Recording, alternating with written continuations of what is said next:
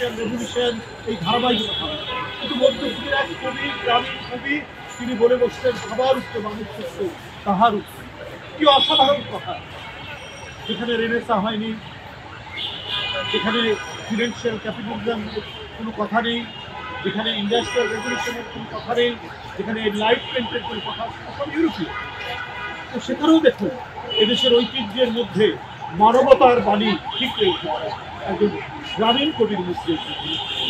এটাই তো আমাদের ঐতিহ্য। এখানে একমাত্রিকতা নেই, এখানে বিভাজন নেই, এখানে বিচ্ছিন্নতা নেই। আমরা সবাই একই ধ্যানের মূলে। আমরা কেউ চকচকি পাথর, কেউ বিভিন্ন পাথর আমরা খেতে পারি, কিন্তু আমরা একই প্ল্যাটফর্মের মোজাইক হিসেবে আমরা পরস্পর সাথে জমাট বাঁধি। তাই বন্ধু আমার, আমরা 5ই আগস্টের পর যে মুক্ত বাতাবরণ তৈরি হয়েছে, যে মুক্ত পরিবেশ তৈরি হয়েছে, যে স্বস্তি এবং শান্তিদায়ক যে পরিবেশের মধ্যে আমরা প্রাণবন্ত গণতন্ত্রকে পাওয়ার জন্য আমরা এখন অপেক্ষা করি।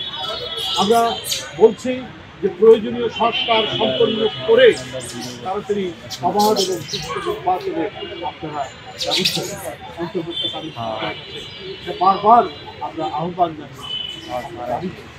এই নিয়ে অনেকেই অনেক ধরনের রসা তৈরি করার চেষ্টা করছে।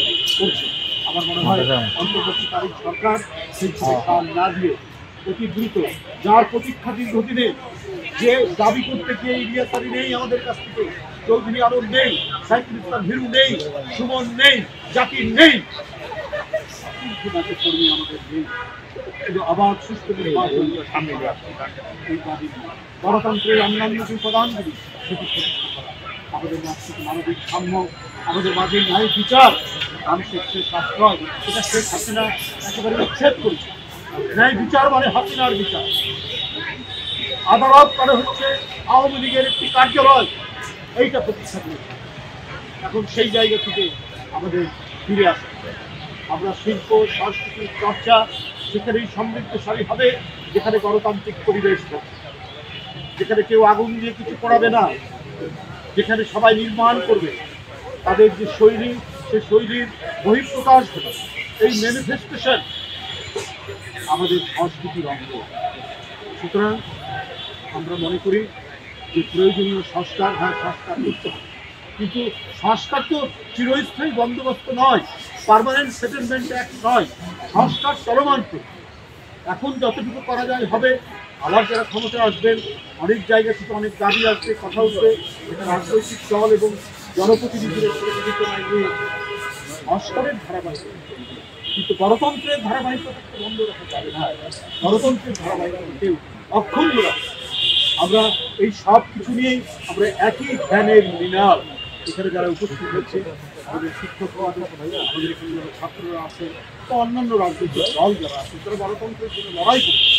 আমরা আমাদের বিভিন্ন মত পার্থক্য থাকবে, আমরা একে অপরের অনেক সমালোচনা করব, কিন্তু ফ্যাসিবাদের প্রকাশ করছে না। কারো মাত্র দশের জন্য সেই ঘরটির নেই। আমি তোমার সাথে আমার ভিন্নতা পার্থক্য, কিন্তু তোমার পথপ্রকাশের স্বাধীনতার জন্য আমরা আমাদের জীবন সেই ভলটিয়ারের কথার পুনরুক্তি আজকেও আমরা এই সমাজ যাতে আধিপত্যবাদ, সম্প্রসারণবাদ, যারা আমাদের অর্জিত আমাদের যে সাংস্কৃতিক ঐতিহ্য, গর্ব, আমাদের অর্জন, এইটাকে যেন তাদের সবাই বিন্যস্ত আমরা আমাদের যে সংস্কৃতি, আমরা জল চৌকি বলবো, আমরা পানি গ্রহণকে পানি গ্রহণই বলবো।